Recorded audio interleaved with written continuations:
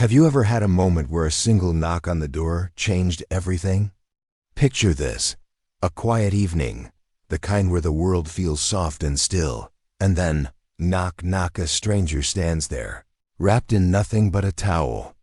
Her eyes wide with something you can't quite name. Fear? Hope? Desperation?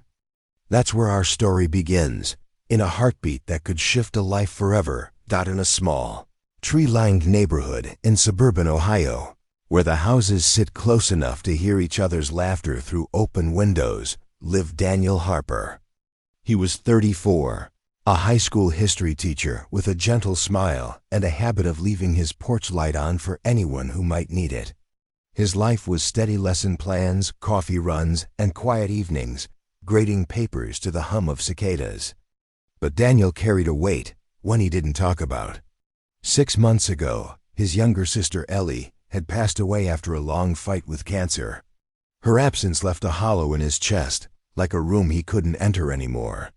He'd been moving through his days on autopilot, teaching, smiling, but never quite feeling. Can you imagine that kind of quiet ache, the kind that lingers like a bruise?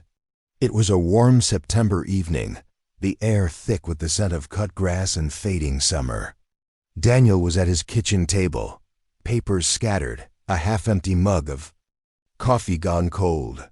The clock ticked past 7 p.m., and the world outside was settling into dusk, the sky a soft bruise of purple and gold. Then came the knock. Not a polite tap, but an urgent, almost frantic rap that made his heart lurch. He stood, chair scraping against the hardwood, and crossed to the door, his socks whispering on the floor. When he opened it, there stood Lila, his neighbor's wife. She was in her late 20s, with dark hair spilling over her shoulders, clutching a faded blue towel around her, like it was her only shield. Her face was pale, her eyes red-rimmed, and her voice trembled as she said, "Are you busy right now?" Daniel froze. He barely knew Lila, just a few waves across the driveway, a nod at the mailbox. Her husband, Mark, was a gruff mechanic who kept to himself, and their house always seemed too quiet, like it was holding its breath. Something was wrong. Very wrong. No, I'm not busy," Daniel stammered, his teacher's instinct kicking in, the one that could spot a kid in trouble from a mile away. "Are you okay?"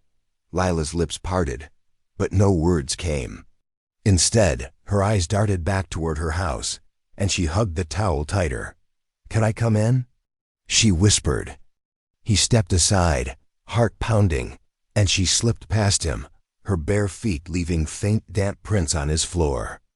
The air smelled faintly of lavender soap, but there was something else: fear. Sharp and metallic. Daniel closed the door, his mind racing. "Lila, what's going on? Where's Mark?" Her shoulders hunched, and she sank onto his couch, towel slipping slightly to reveal a bruise blooming on her collarbone, purple and angry. His stomach twisted.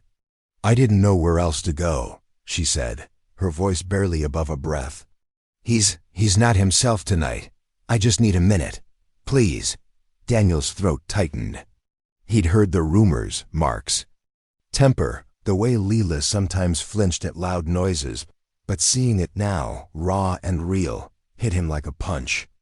He wanted to ask 100 questions, but her trembling hand stopped him. She needed safety, not an interrogation. "Stay here," he said softly, grabbing a blanket from the armchair and draping it over her shoulders. "You're safe, I promise." Her eyes met his, wide and searching, and for a moment, the room was silent except for the faint tick of the clock. That's when Daniel did the first kind thing. He didn't push. He didn't demand answers or make her feel small.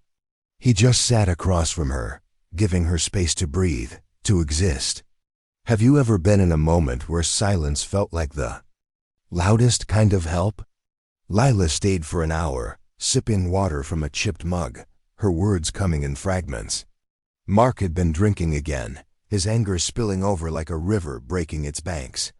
She'd locked herself in the bathroom, waiting for him to pass out, then slipped out the back door, too scared to grab clothes. Daniel listened, his heart heavy but steady. He offered her his guest room for the night, no questions asked, and when she hesitated, he said, "You don't have to decide anything now. Just rest." She nodded, tears spilling, and whispered, "Thank you." It was a small act, opening his home, but to Lila, it was a lifeline. The next morning, Daniel woke to the smell of coffee, not his own. Lila was in the kitchen, still, wrapped in the blanket, her hair tangled but her eyes a little clearer. "I didn't want to just take," she said, gesturing to the pot. "You've already done so much." Daniel smiled, the first real one he'd felt in months. "You're not taking, you're here." That moment, simple as it was, cracked something open in him. He remembered Ellie's words whispered in her hospital bed. "Be the person who shows up, Danny. Always show up." He hadn't realized how much he'd stopped showing up until now. But the story doesn't end there. Around midday, as Daniel was planning to drive Lila to a friend's house, there was another knock. This time, it was Mrs. Carter, the elderly widow from across the street. She was 78, with a sharp tongue and a habit of leaving zucchini bread on neighbors' porches. She held a grocery bag, her eyes narrowing as she saw Lila's borrowed sweatshirt and the tension in her face. "Heard the yelling last night," Mrs. Carter said bluntly. "Figured you might need this." Inside the bag were clothes simple things, a sweater, jeans, socks, all from her own closet. "They're old, but they're clean," she said, her voice gruff but kind. Lila's hands shook as she took the bag, her voice breaking as she said, "I don't know how to thank you." That was the second act of kindness, unexpected and unasked for. Like a flower pushing through concrete, Mrs. Carter didn't stay long, just patted Lila's hand and said, "You're tougher than you think, girl." As she shuffled back to her house, Daniel caught the glint of tears in her eyes. She'd lost her own daughter years ago, he knew, and maybe this was her way of healing a piece of that wound. Can you feel that? The way one small gesture ripples, touching lives you didn't even know were connected? The midpoint of our story. Comey's with a twist, one that made Daniel's heart stop. As he drove Lila to her friend's place, she turned to him, her voice steady for the first time. "I'm not going back," she said. "Not to him. But there's something else. I'm pregnant." The words hung in the air, heavy and fragile. Daniel gripped the steering wheel, his mind spinning. Lila hadn't known until a week ago. And the fear of bringing a child into that house had pushed her to run. The bruise, the towel, the knock, it wasn't just about escape. It was about protecting someone else. "I don't know what to do," she admitted, her voice small again. "But I want to be strong for them." Daniel didn't have answers, but he knew one thing. Lila wasn't alone anymore. Over the next week, the neighborhood began to shift, like a tide turning. Daniel reached out to a local women's shelter, discreetly arranging a place for Lila to stay. He didn't tell her he'd spent hours on the phone, navigating wait lists and paperwork. When he handed her the address, she hugged him, her tears soaking his shoulder. "You didn't have to do this," she said. "But I did," he replied, thinking of Ellie, of showing up.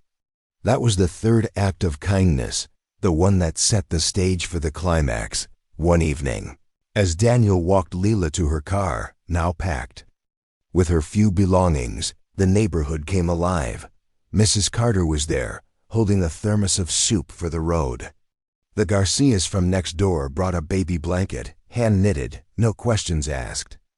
Even shy Mr. Patel, who rarely spoke, slipped Lila a grocery store gift card, muttering, "For a fresh start." It was as if the street itself had decided to wrap her in care, each person offering what they could. Layla stood there, overwhelmed, her hand resting on her stomach. "I didn't know people could be like this," she said, her voice thick with gratitude. Daniel felt it too, a warmth spreading through the hollow in his chest, like light creeping into a dark room. The climax came quietly, not with fanfare but with hope. Layla moved into the shelter, started counseling, and began planning a future for her and her baby. Daniel visited when she let him, bringing books or just a listening ear. He wasn't her savior, he was her neighbor, her friend, the guy who answered a knock, and in helping her, he found himself again. The grief for Ellie didn't vanish, but it softened, woven into something new, purpose. The neighborhood, once just a row of houses, became a community, bound by small, powerful acts of kindness that reminded them all what it meant to be human. As the sun sets on this story, imagine standing on Daniel's porch, the air cool, the stars just beginning to peek through. Can you feel the hope in that moment?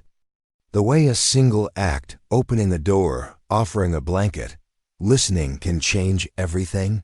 Kindness isn't just a gesture. It's a spark that lights up the dark, a ripple that carries us forward. So what's your story? Have you ever been the one to knock or the one to answer? Share it in the comments below. I read every single one. And if this story moved you, hit that like button, subscribe, and ring the bell. There's another story waiting about a stranger on a train who changed a life with a single word. You won't want to miss it.